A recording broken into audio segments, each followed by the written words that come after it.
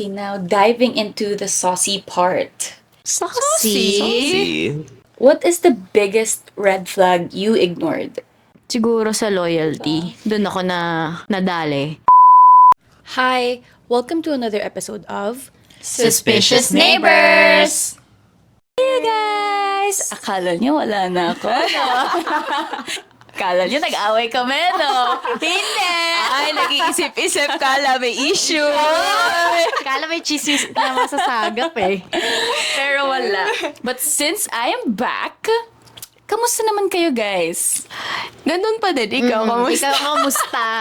Ano, I was just going through an existential crisis, but I'm back and I'm better. Yes. So guys, what's your opinion about seasonal friends? Ano may seasonal friends? Define muna natin, ano ang True. seasonal friends. Feeling ko sila yung friends mo kapag winter. Pag summer. Summer, ganon. Hindi, for me, feeling ko seasonal friends is yung dumating lang siya to a certain phase in your life. Yeah. And then that's it. Para like, nung time na yun, parang feeling mo, kayo na yung parang best Best of the friends, best. gano'n. Oo, kasi like super vibe, parang Yeah. ginagawa nyo together lahat. Tapos parang in just one snap, Wala iba. nag-iba yung, syempre parang different directions din kayo in life at the end of the day. So, Alam mo, feeling ko yan yung parang high school friends, college friends. Kasi a Totoo. certain phase lang siya ng life mo. Tapos kapag natapos ka na sa high school or college, wala na. Oo. Magkakaroon ka na ng new set of friends. tas alam mo yung kahit wala kang gawin, mag-filter out talaga yung friends mo Yeah, eventually. naturally. Dala na din nga siguro yun ng parang different na kayo ng careers. Yeah. Especially high school, college ha.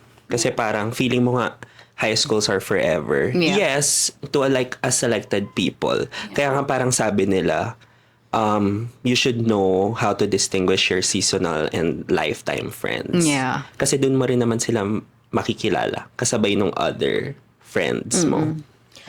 Ako nangyari sa akin, sis, parang hindi ko siya alam, pero nangyari lang. Yeah. Yeah. Parang yun yung Naturally nangyayari. way, yeah. Oo. Siguro sinuwerte lang din ako sa part na yun. Na yung universe na lang din yung gumawa ng way para Nag-filter. malaman ko yung lifetime or yung seasonal friends ko. Pero anong opinion nyo about it? Mo masasabi kasi, minsan kasi yung mga seasonal friends mo, it can last a lifetime or it can, stagnant lang. Or parang dun lang.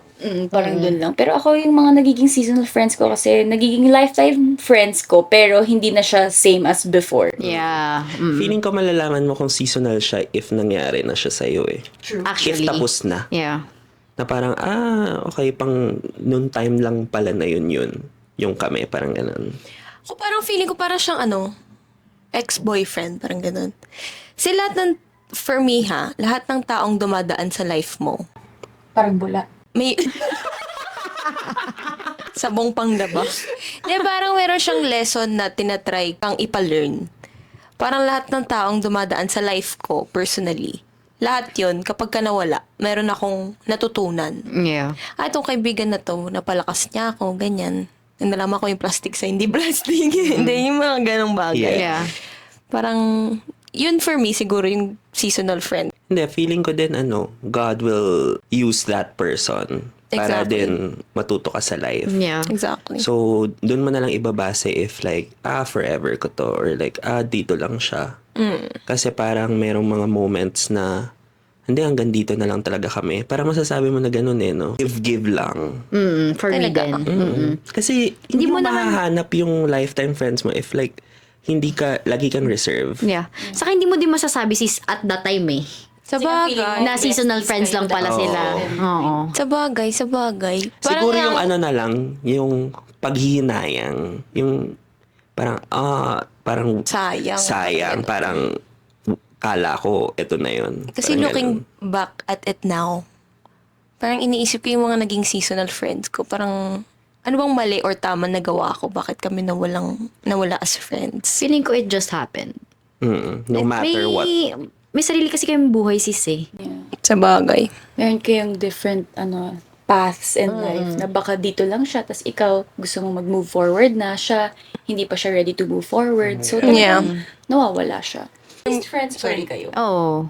Hindi Sakto naman lang. mawawala yun. Hindi naman mawawala yun. Feel ko din, malalaman mo yung friends mo if meron kayong circumstance na pinagdaanan na both kayo dalawa. Yeah. So, paano nyo i-handle yun? Feeling ko dun mo malalaman kung pang dito na lang siya or forever kami. Yung matetest out yung relationship Matetest nyo. out yung relationship. Gets. Wala guys, yun lang. It just happens na magkakaroon ka ng seasonal friends. Pero hindi mo maiisip at that time. Yeah. And you just have to accept the fact na it is what it is. Not always naman na mag-end up siya na in bad terms. Yeah. Minsan talagang, wala, nagkahiwalay lang kayo. And for me, minsan naiisip ko rin siya na nag-reminisce ako about sa friendship namin nung time na yun, ganyan, na ang Yeah. saya-saya namin, may sarili kaming Mundo. ganyan. Parang hindi naman siya bad thing always. Maiisip mo rin siya, marireminisce mo na, ang saya na nagkaroon din ako ng ganitong friend at that time. Tsaka no experience. Yeah. Okay, now diving into the saucy part. Saucy. See? What is the biggest red flag you ignored? Feeling ko kayo muna. Kasi feeling ko romantic relationships yung inyo eh. Ako pag in love kasi ako, wala akong nakikitang red flag eh. Pag gusto kita kahit Hindi, may red thinking flag about ka. it now. Thinking about it now, nakikita ko, ang daming red flag. Diba? Lumalabas. Diba? Parang ang dami mo palang pinalagpas na hindi mo napapansin. Yeah. Yeah, but like, hindi mo talaga yun mafe-feel hanggat like, kapag nag-end na kayo. Kasi Oo. at that O kaya certain punong-puno ka na. Oo, kasi wala, kapag mahal mo yung tao talaga, like, hindi mo makikita lahat ng mali niya. Mabubulag Lahat ka tama eh. Bulag And I ka. feel like the ignore is not the proper term. Oo. Feeling ko Parang din parang... blinded talaga. Oo. Feel Feeling ko ko yun yung parang... correct term. Nakita mo siya pero hindi mo nga hindi mo siya pinansin. More like yung sinasabi mo na kapag mahal ko. Like Mas nangibabaw yung fact na mahal mo yung tao kaysa na makita mo yung mali niya. yeah. Kaya minsan maganda din yung, sabi nila kasi pangit yung may outside opinion sa isang relationship eh. Pero minsan maganda din yung merong opinions ng kaibigan or family. Kasi kapag ka in love ka, 100% in love ka eh. Hindi Saka mo biased nakikita yung eh. thoughts mo Exactly, Oh, yeah. exactly. Parang perfect siya eh. Oo. O kaya kung ano yung gusto mong isipin, yung isipin mo. Totoo. So, ang dami nyo sinabi. Ano nga ang biggest red flag na na-ignore nyo? Ako- Hindi to sa boyfriend lang. Oo. Yeah. Generally. General relationship. Kapag di binigay sa akin yung leg part ng chicken. Pwede Red ba yun? flag. Oy, ako binibigay ko yung balat. I love. Actually, binibigay yung balat kay Talaga? Arvin. Nakakainis. Siguro, honesty or loyalty. Oo. Friends and relationship loyalty. Siguro sa loyalty. Doon ako na nadali. Hindi sa jowa Hindi sa Hindi, parang jowa. sabi ko naman, Yung reaction siya parang, hindi parang na-expect ko lang siya once na na-trust ko yung person na to. And alam mo yun, tinatry ko yung ayusin yung relationship namin, binibuild up, ganyan. Parang in my head, iniisip ko na, hindi, matatrust ko tong person na to. Kilala ko siya eh. Yeah. Tapos, malalaman ko na not doing what you expect him. The person you trusted the most. parang na-betray ako. So, I guess, feeling ko yun. Pero, in terms of yung ignoring ganyan, ay nako guys, malakas kasi radar ko eh. Kapag yung vibe is not matching with Radar mine. yan hanggang Madagascar. Promise. Yan eh.